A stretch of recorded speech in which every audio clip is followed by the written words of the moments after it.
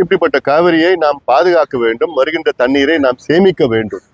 ஆண்டுதோறும் கர்நாடக அரசிடம் நாம் போராடி கொண்டு சண்டையிட்டு, ஆனால் பருவ காலத்தில் வருகின்ற தண்ணீரை நாம் சேமிக்க முடியாத ஒரு சூழல். காரணம், மேட்டூர் அணைக்கு கீழ் நாம் சேமிக்கின்ற எந்த அணைகளோ எதுவும் கிடையாது.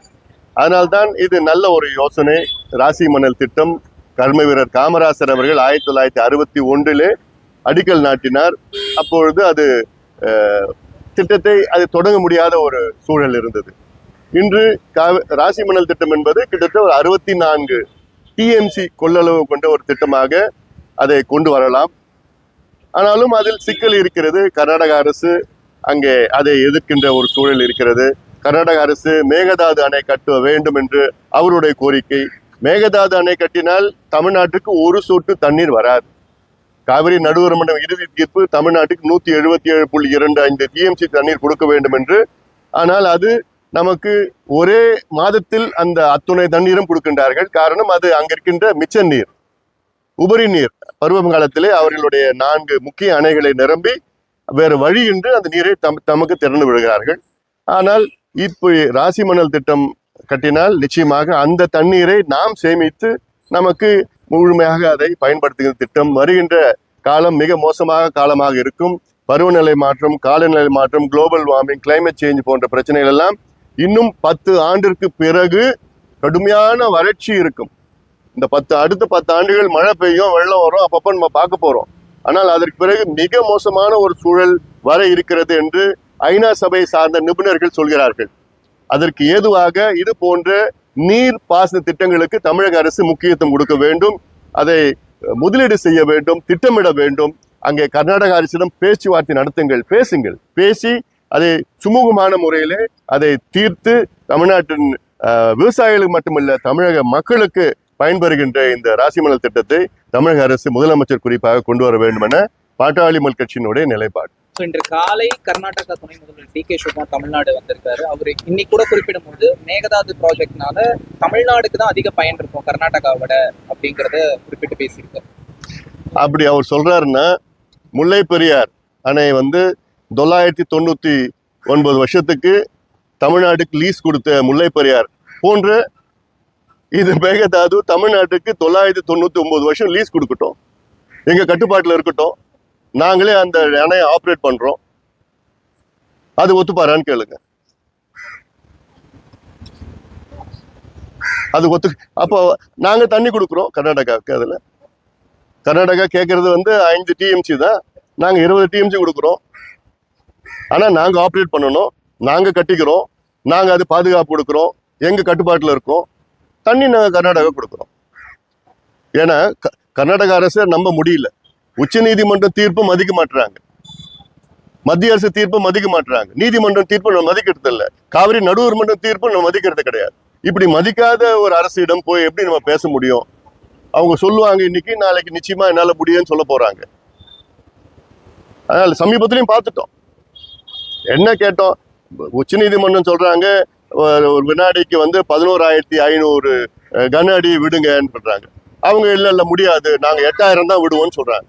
சொல்லிட்டு மழை பெஞ்சு வெள்ளம் அடுத்த நாள்ல 16,000 கன அடி விடுறாங்க. அப்ப அந்த அளவுக்கு ஈகோ வச்சுக்கிற கர்நாடக அரசு அவங்ககிட்ட பேச்சுவார்த்தை எல்லாம். இந்த ஃபார்முலா நான் சொல்ற ஃபார்முலா ஒத்துப்பாருனாலும் நீங்க போய் கேளுங்க அவர்கிட்ட.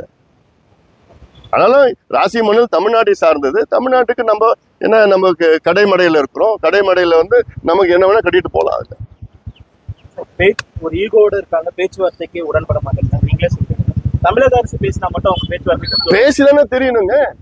ஏன் இவங்க கூட்டணி தானே, இப்போ திமுக கூட்டணி தானே இருக்கிறாங்க, அவங்க பேசட்டும். கேரளாவிலையும் இவங்க கூட்டணி தானே இருக்கிறாங்க. அங்க இன்னைக்கு முல்லை பெரியார் பாத்தீங்கன்னா, முல்லை பெரியாரும் இன்னைக்கு பாத்தீங்கன்னா அங்க இந்த மானிட்டரிங் குழு அவங்க இன்னும் ஒரு ஆண்டுக்குள் முல்லை பெரியார் அணையோடைய அது பாதுகாப்பை கருதி அது ஆய்வு செய்யணும் அப்படின்னு சொல்லி இன்னைக்கு ஒரு தீர்மானம் போட்டிருக்காங்க. இது உச்ச நீதிமன்ற தீர்மானத்துக்கு எதிரானது. நமக்கு அந்த பேபி அணையில ஒரு 15 மரங்களை அகற்றி அதை பலப்படுத்த அதிகாரத்தை கொடுக்க மாட்டாங்க கேரளாவில். கேரளாவுக்கும் தண்ணிக்கு அவங்களுக்கு தேவையே கிடையாது. முதல்ல கேரளாவில் 3,300 மில்லிமீட்டர் ஆண்டுதோறும் மழை இருக்கு.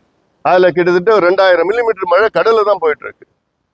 நமக்கு தண்ணி தேவை, அந்த மனசு இருக்கணும். அதுல பேச்சுவார்த்தை மூலமா பேசலாம், பேசுறது தப்பு கிடையாது.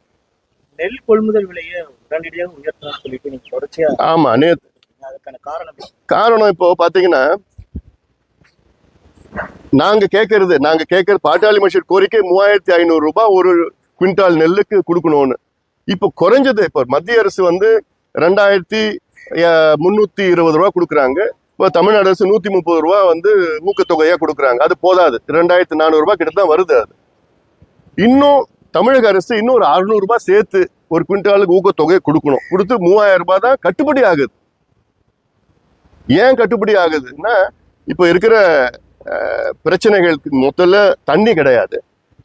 இப்போ இந்த ஆண்டு பாத்தீங்கன்னா நீங்க குறுவை போயிடுச்சு. குறுவையில கிட்டத்தட்ட ஒரு 4.5 லட்சம் ஏக்கர், 5 லட்சம் ஏக்கர்ல 2 லட்சம் ஏக்கர் கருகிடுச்சு. மேட்டூர் டேம் இந்த வருஷம் வந்து ஜூன் 12 தண்ணி திறக்கல, கருகிடுச்சு, குறுவை கருகிடுச்சு. சம்பா ஏதோ கொஞ்சம் பரவாயில்ல, கொஞ்சம் உப்பேத்தலாம். ஆனாலும் சம்பா நேரத்துல வந்து அதுக்கு முன்பு தண்ணி வரல, இப்பதான் கொஞ்சம் தண்ணி வந்துட்டு இருக்குது. இல்லை ஆனாலும் தண்ணி வந்தும் கடைமடைக்கு போவே இல்லை. ஏன்னா தூர்வாரில்ல, தூர்ந்து போயிடுச்சு. இது பல காரணங்கள்லாம் இருக்கு. அதனால அவங்களால விவசாயிகளுடைய உரமோ அல்லது எல்லாம் இப்போ இந்த பூச்சிக்கொல்லி எல்லாமே விலைவாசி ஏற்றிட்டாங்க. இல்லை அதனால இது வந்து நிச்சயமாக இது கடந்த பல காலமாக கோரிக்கை வச்சிருக்கிறோம். அது தமிழக அரசு உடைய கோரிக்கை, மத்திய அரசு மட்டும் இல்லை. மத்திய அரசு இதுக்கு மேல ஒன்றும் பண்ண போறது கிடையாது. அவங்க வந்து ஆண்டுதோறும் 50 ரூபாய், எம்எஸ்பியில் 50 ரூபாய், அப்புறம் 60 ரூபாய், 62 ரூபாய், 67 ரூபான்னு அப்படின்னு இதை பிச்சை போடுவாங்க. அதெல்லாம் ஆனா இப்போ மாநில அரசு நீங்க பண்ணுங்க, விவசாயிகள் மேல அக்கறை இருக்குதுன்னா நீங்க இன்னொரு 600 ரூபாய் கொடுங்க ஒரு குவிண்டாலுக்கு, ஊக்கத்தொகையா கொடுத்துட்டு இந்த வருஷம் பண்ணுங்க. நீங்க 3000 ரூபாய்க்கு பண்ணீங்கன்னா விவசாயிகள் மகிழ்ச்சியா இருப்பாங்க. ஏன்னா விவசாயிகள் ஒரு பக்கம் வெள்ளம் வருது, ஒரு பக்கம் வறட்சி வருது, மாறி மாறி மாறி எவ்வளவுதான் தாங்குவாங்க விவசாயிகள். சரிங்க, நன்றி.